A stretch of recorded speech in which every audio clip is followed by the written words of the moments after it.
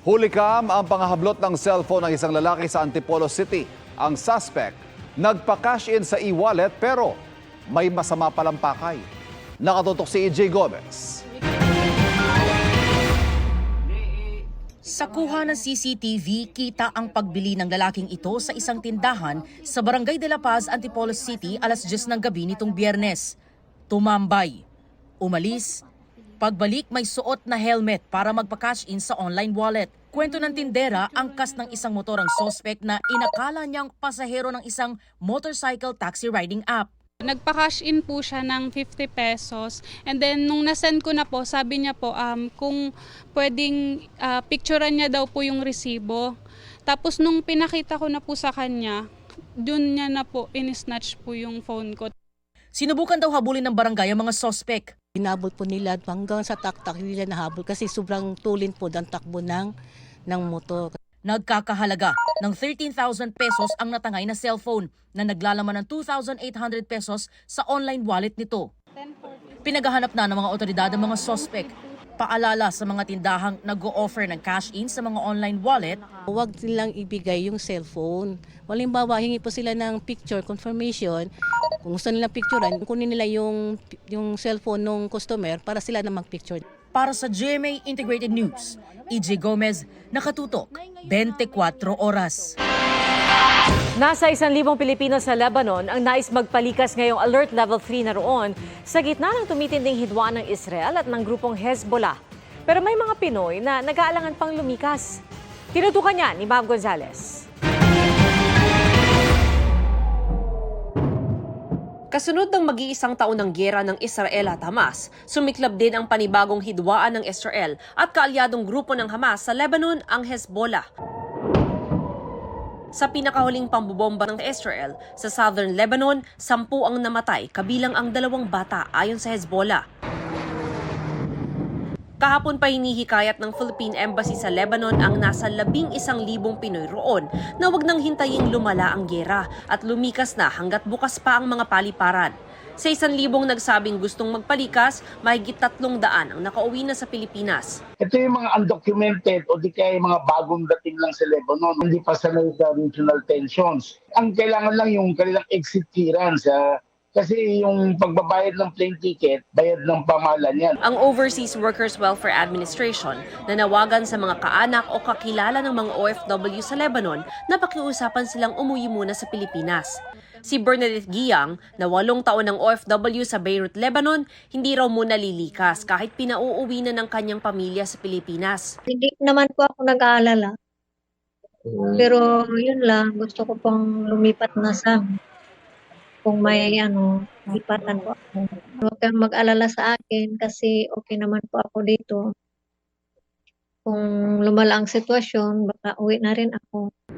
Alert Level 3 ang sitwasyon sa Lebanon o voluntary repatriation at sagot ng gobyerno ang gastos para sa mga nais umuwi. Minomonitor din ng DFA kung kailangang iakyat ito sa Alert Level 4 o mandatory repatriation. Sabi ng Department of Migrant Workers, handa silang tumulong sa paglikas. Tense ang sitwasyon. Merong mga events o haka-haka o mga pinapalagay na mangyayaring kaganapan in the next few days na nagsasabing nagbabadya na lalala ang sitwasyon. Kung hindi makakaalis ng Lebanon, pinapayuhan silang lumikas sa mas ligtas na lugar sa labas ng Beirut, South Lebanon at Bekaa Valley. Para sa GMA Integrated News, Mav Gonzalez, nakatutok, 24 oras. Bidang mayamang kultura ng Davao sa makulay na pagdiriwang ng Kadayawan Festival. Silipin yan sa live na pagtutok ni Kent Abrigana ng GMA Regional TV. Kent. Happy Kadayawan, Ivan! Dinagsa ng mga turista ang mga pangunahing kalsada sa Davao City kanina para masaksihan ang Indak-Indak sa Kadayawan Street Dancing Competition na isa sa mga major activities sa 39th Kadayawan Festival.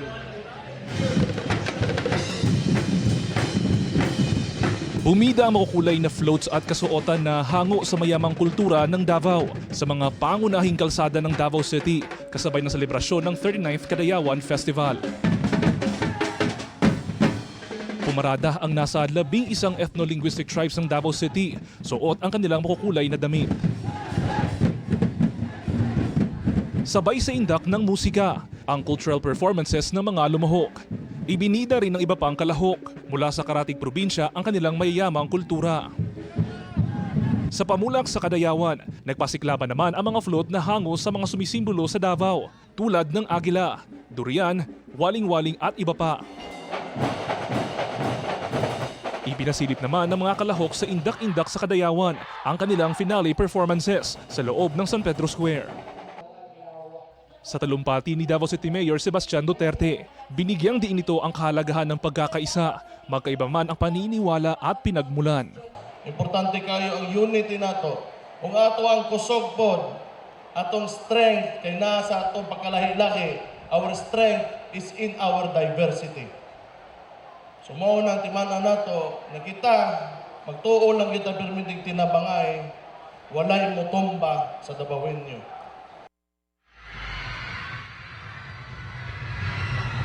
Ivan, sa mga oras na ito, nagsimula na ang Indak-Indak sa Kadayawan Showdown sa San Pedro Square kung saan maglalaban-laban ang 8 para sa open category habang 7 naman para sa Davao City School-based category. Samantala, nakikisaya rin sa mga kapuso nating Davaoenyo sa Kapuso Mall Show sina Barbie Forteza at David Licauco. Yan muna ang latest. Balik sa inyo. Maraming salamat, Kent Abrigana ng GMA Regional TV. Pinaimbestigahan ng DILG ang umano'y paggamit ng truck ng Bureau of Fire Protection para punuin umano ang isang pribadong swimming pool sa Taytay, Rizal. Sa isang urgent memorandum, iniutos ni DILG Secretary Benher Abalos ang imbestigasyon sa litratong ipinost sa social media. Inaalam na raw kung sinong tauhan ng BFP ang sangkot sa insidente. Sabi ni Abalos, maaring ma-relieve sa pwesto ang mapatutunayang lumabag. Ipinrotesta ng China ang pananatili sa Escoda Shoal ng ating barkong BRP Teresa Magbanwa. Sabi ng China, kanila raw ang paligid ng Escoda Shoal. Bagay na kinontra ng ating Coast Guard na naglabas sa mga video at larawan ng pagsasalo-salo ng mga taga-China Coast Guard at mga sakay ng Chinese Maritime Militia vessels. Nakatutok si Mav Gonzalez. Sa huling monitoring ng International Advocacy Group na Sea Light, hindi bababa sa 4 na Chinese militia vessels ang nasa Escoda Shoal o Sabina Shoal. Naroon din ang BRP Teresa Magbanwa na ipinadala roon ng Philippine Coast Guard para magbantay. Pero pinapalagan ito ng China. Kanila raw ang Spratlys o Nansha Islands kung nasaan ang Escoda na tinatawag nilang Shanbin Reef. Ayon sa tagapagsalita ng Chinese Foreign Ministry, hindi otorisado ang pananatili roon ng barko ng Pilipinas. Sabi ng China, panghihimasok nila ito sa kanilang soberanya, labag umano sa Declaration on the Conduct of Parties in the South China Sea at isa nilang seryosong banta sa kapayapaan at kaayusan sa South China Sea. Dumaan na raw ang China sa diplomatic channels para itigil ng Pilipinas ang panghihimasok daw natin at paalisin ang mga barko roon.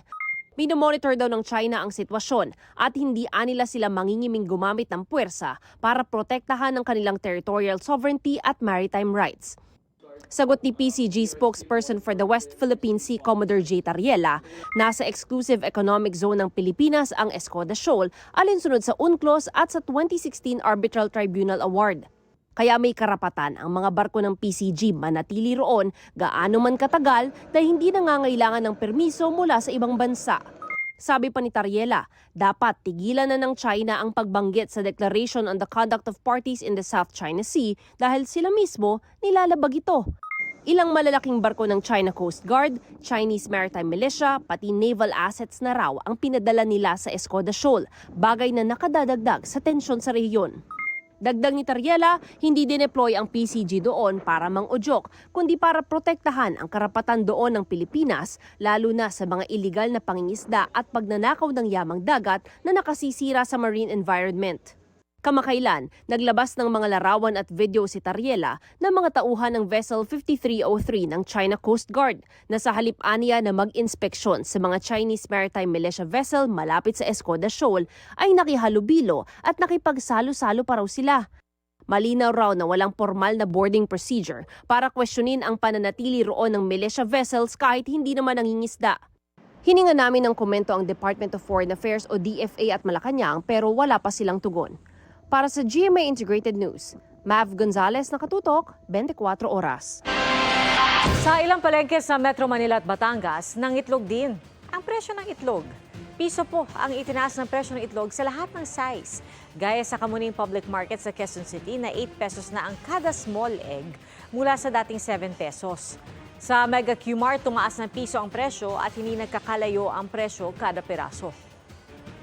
Sa Lipa City Public Market naman sa Batangas, hanggang 1 peso and 50 centavos ang itinaas ng presyo, depende sa laki. Kaya meron po mga mamimili na mas maliit na itlog muna ang binibili.